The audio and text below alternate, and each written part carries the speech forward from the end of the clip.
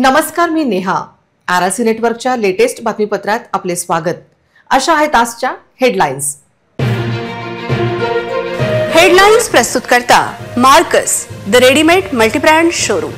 सर्वोत्तम quality, fresh stock, latest designs, reasonable rate. LRT college road, Raghuvanshi Mangal Karyalay के बाजू में, अकोला. आज झाली निवडणूक अर्जांची छाननी. AB फॉर्म नसणाऱ्या अर्जांना 5 सूचक अनिवार्य.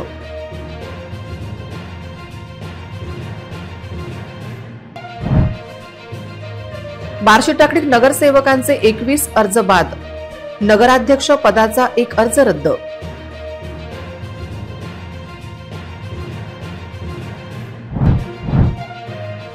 बालविवाह मुक्त महाराष्ट्र करण्याचा संकल्प. 100 दिवसांची विशेष मोहीम राबवणार.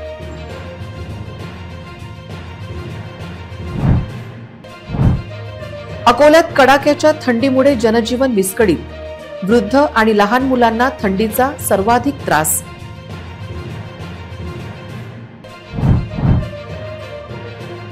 दापकी रोडचे काम कासव गतीने. रस्त्यावरील धूळ आणि वाहतूक कोंडीमुळे नागरिक हैराण. आता सविस्तर बातम्या. जिल्ह्यातील एकूण 5 नगर परिषद आणि 1 नगर पंचायतीमध्ये 142 नगरसेवकांच्या जागा आणि नगराध्यक्ष पदासाठी 2 डिसेंबर रोजी होणाऱ्या निवडणुकींसाठी नामांकन पत्र दाखल करण्याची अंतिम मुदत सोमवारी दुपारी 3 वाजता संपली. नगराध्यक्ष आणि नगरसेवक पदासाठी दाखल सर्व अर्जांची मंगळवारी तपासणी करण्यात आली. नामांकन दाखल करताना पक्षाच्या उमेदवारांना पक्षाचा AB फॉर्म आणि 1 सूचक, तर अपक्ष उमेदवारांना 5 सूचकांचे स्वाक्षरी समाविष्ट करणे आवश्यक होते. निवडणूक विभागाने सांगितले की कोणतीही विसंगती आढळल्यास नामांकन अमान्य ठरवून रद्द केले जाईल. अर्ज दाखल करताना सामान्यतः एकच नामांकन भरले जाते, परंतु काही उमेदवारांनी एकापेक्षा अधिक नामांकन पत्रे भरली आहेत. अशा स्थितीत काही पक्षीय उमेदवारांनी अप्रत्याशित बदलांच्या परिस्थितीत स्पर्धेत टिकून राहण्यासाठी पक्षाच्या AB फॉर्मसह तसेच अपक्ष उमेदवार म्हणूनही अर्ज दाखल केले आहेत.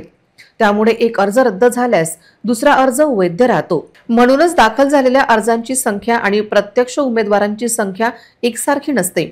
मंगळवारी या सर्व अर्जांच्या छाननीनंतर जिल्हा निवडणूक विभाग अंतिम निर्णय देत वैध अर्ज जाहीर करेल. नामांकन प्रक्रिया पूर्ण झाल्याने निवडणूक प्रक्रियेतील एक महत्त्वाचा टप्पा पूर्ण झाला आहे. आता नामांकन मागे घेण्याच्या अंतिम प्रक्रियेनंतर उमेदवारांमध्ये निवडणूक चिन्हांचे वाटप होणार आहे. त्यानंतर सर्व नगर परिषद क्षेत्रात निवडणूक प्रचार जोरात रंगणार आहे. या निवडणुकीत अनेक दिग्गजांसोबत नवीन चेहरेही आपले नशीब आजमावत असल्याने प्रत्येक प्रभागात तगडा सामना पाहायला मिळण्याची शक्यता आहे. बार्शी टाकडी नगरपंचायत निवडणूक 2025 साठी दाखल झालेल्या अर्जांची आज झालेल्या छाननीत 21 नगरसेवक पदांचे अर्ज तसेच नगराध्यक्ष पदाचा एक अर्ज रद्द करण्यात आला. बार्शी टाकडी नगरपंचायत निवडणुकीसाठी नामांकन दाखल करण्याच्या शेवटच्या दिवशी सकाळपासूनच नगरपंचायत कार्यालयात उमेदवार आणि त्यांच्या समर्थकांची मोठी गर्दी जमली होती.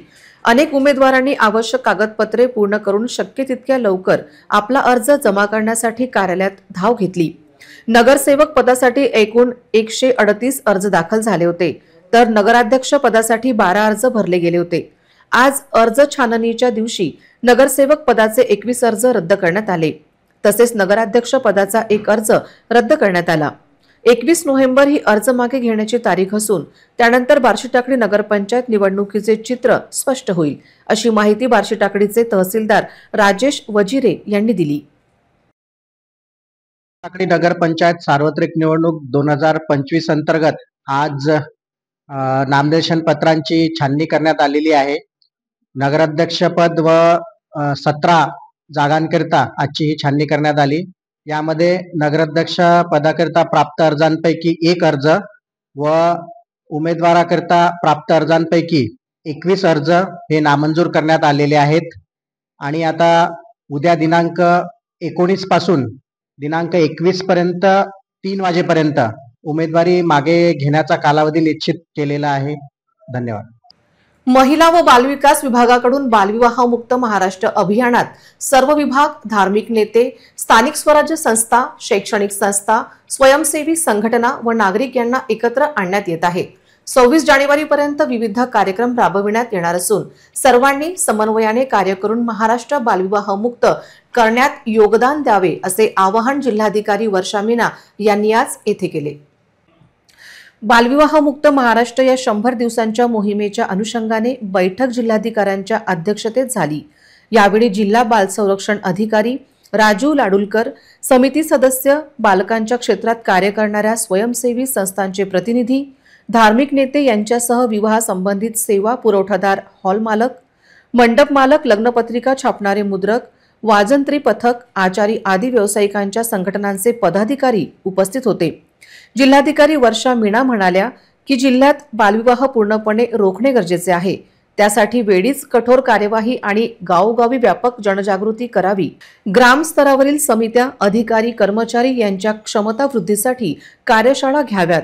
विद्यार्थ्यांचा, युवकांचा सहभाग मिळवून कार्यक्रम घ्यावेत। बालविवाह मुक्त भारत या विषयावर शिक्षण विभागाने पोस्टर स्पर्धा आयोजित करावी। काही बालविवाह रोखण्यात आले म्हणून समाधान मानून चालणार नाही। एकही बालविवाह होऊ नये असे निर्देश यावेळी जिल्हाधिकारी यांनी दिले।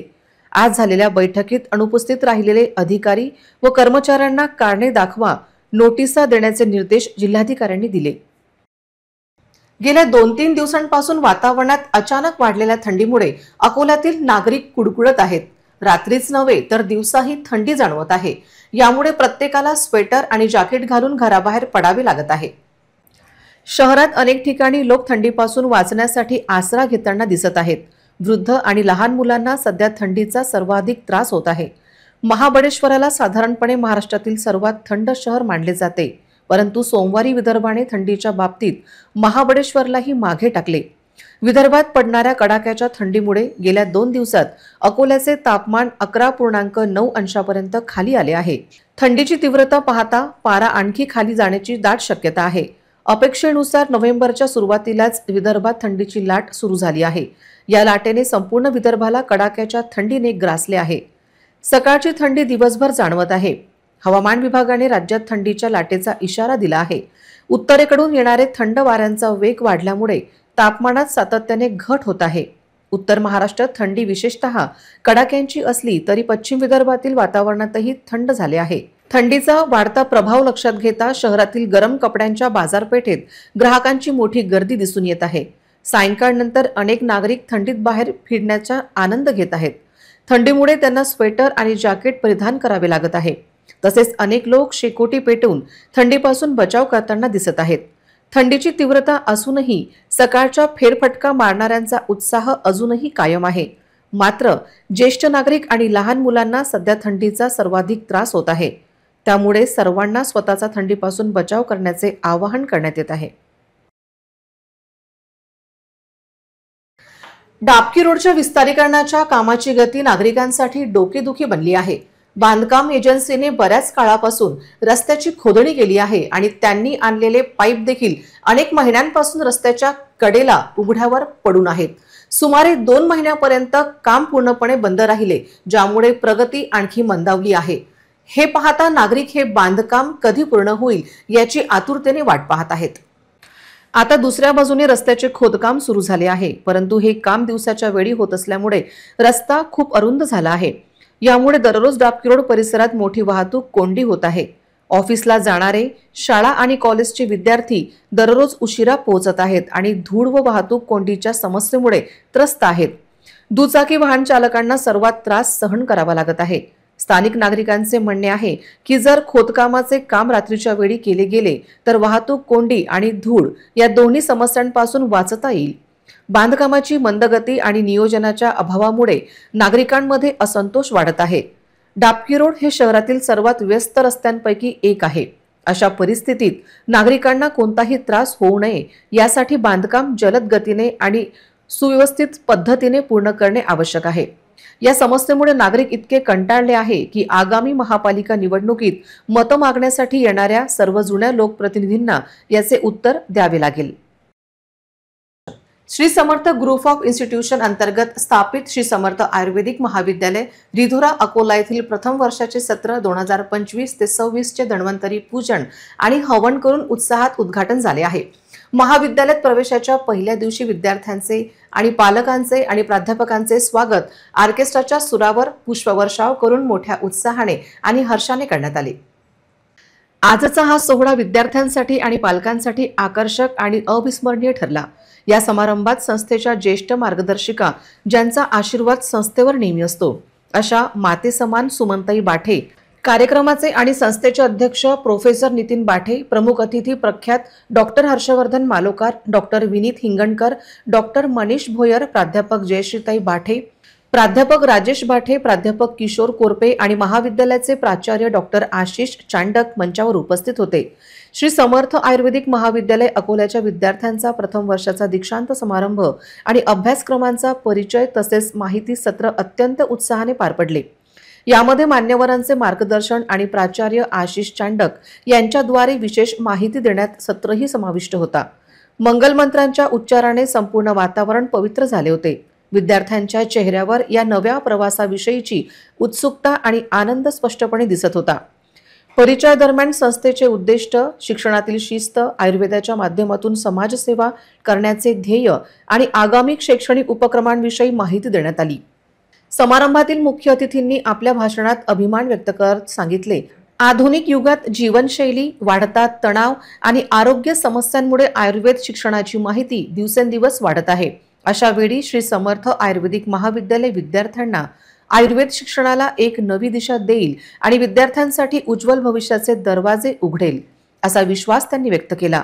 श्री समर्थ आयुर्वेदिक महाविद्यालयाच्या व्यवस्थापनाने विद्यार्थ्यांना गुणवत्तापूर्ण शिक्षण, संशोधनाच्या संधी, अत्याधुनिक प्रयोगशाळांचा अनुभव आणि व्यावहारिक शिक्षणाचे आश्वासन दिले।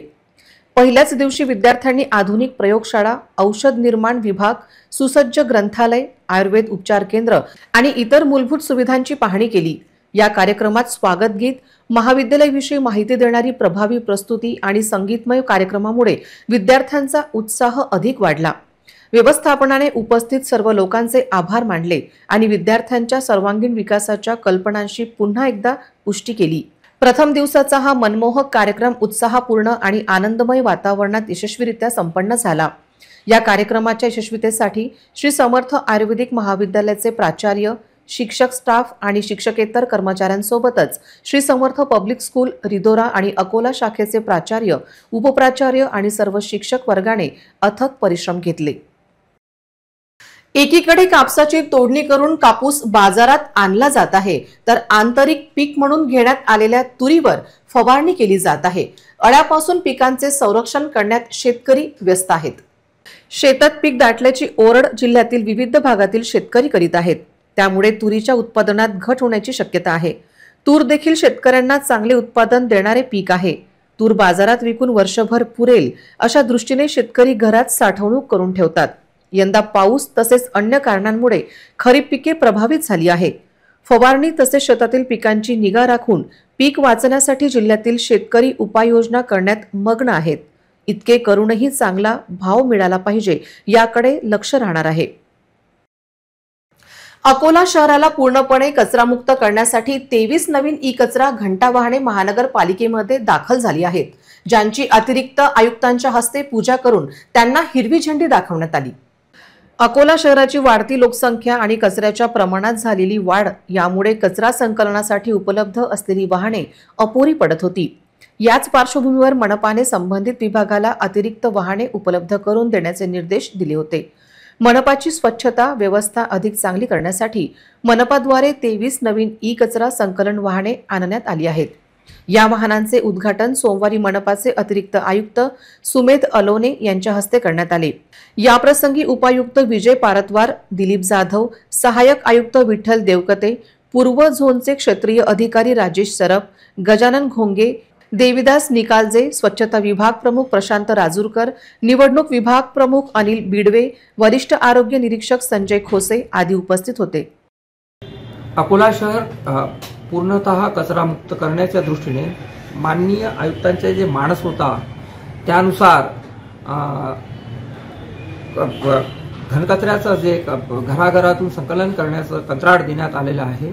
त्यामध्ये आवश्यकतेनुसार 150 गाड्या हव्या होत्या, त्यापैकी 100 गाड्या अकोला महानगरपालिकेने त्यांना हस्तांतरित केलेल्या आहेत।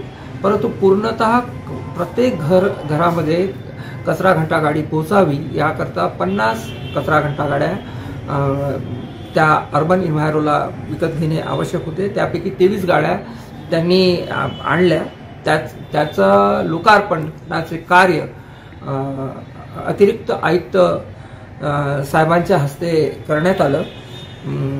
याद्वारे मी नम्र विनंती करतो सर्व नागरिकांना की आपण कृपया या योजनेला सहकार्य करावं आणि खरोखर आपला अकोला कचरा मुक्त करण्यास आपण यशस्वी होऊ। याकरता आम्हाला पुनश्च मी एकच शब्द वापरेल, आपण सहकार्य करावं। अकोला शहरात देखील सीएनजीवर चालणारी वाहने आहेत। ऑटो रिक्षा सह अन्य वाहनांचा त्यात समावेश आहे। मुंबई आणि लगतच्या भागातून टँकरद्वारे येथील पंपांना पुरवठा केला जातो, परंतु 2 दिवसांपासून मुंबईतील सीएनजी वाहिनीमध्ये बिघाड झाल्याने मुंबई ठाणे उपनगरातील पुरवठा प्रभावित झाला आहे। अकोला शहरात देखील आवक प्रभावित होण्याची शक्यता नाकारता येत नाही। सीएनजी आणि गो गॅसचा वापर अकोला आणि परिसरात मोठ्या प्रमाणात केला जातो। तसेच सध्या जी परिस्थिती निर्माण झाली आहे त्यामुळे अकोला शहरात येणारे टँकरची संख्या घटू शकते। ऑटो रिक्षा चालकांनी तशी भीती व्यक्त केली। वाहिनीची दुरुस्ती लगेच झाली आणि पुरवठा सुरळीत झाला तर तेवढी झळ पोचणार नाही असे स्थानिक वितरकांचे म्हणणे आहे। पुन्हा एक नजर टाकूया आजच्या प्रमुख घडामोडींवर। हेडलाइन्स प्रस्तुत करता Marcus the readymade multibrand showroom. सर्वोत्तम quality, fresh stock, latest designs, reasonable rate. LRT college road, Raghuvanshi Mangal Karyalay के बाजू में अकोला। आज झाली निवडणूक अर्जांची छाननी। एबी फॉर्म नसणाऱ्या अर्जांना 5 सूचक अनिवार्य।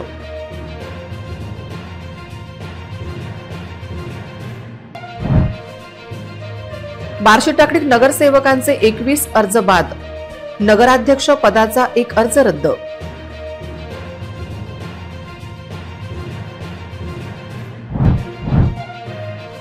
बालविवाह मुक्त महाराष्ट्र करण्याचा संकल्प। 100 दिवसांची विशेष मोहीम राबवणार।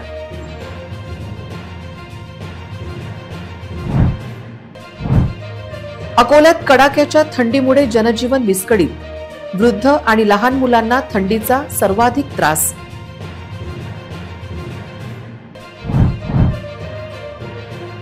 डाबकी रोडचे काम कासव गतीने।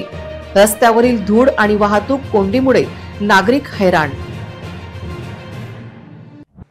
बातम्यांसाठी तुम्ही पाहत रहा RRC news. 2,40,000 दर्शकांनी RRC digital Akola हे YouTube चॅनल सबस्क्राइब केले आहे, तेव्हा तुम्ही कसली वाट पाहत आहात?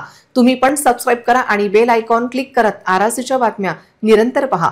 तुमच्या मोबाईलवर नोटिफिकेशन मिळवण्यासाठी सबस्क्राइब करा RRCचे हे YouTube चॅनल। लाईक आणि फॉरवर्ड करा RRC डिजिटल अकोलाचे हे न्यूज बुलेटिन। पुन्हा भेटूया लेटेस्ट बातम्यांसह नवीन बातमीपत्रात। तोवर नमस्कार।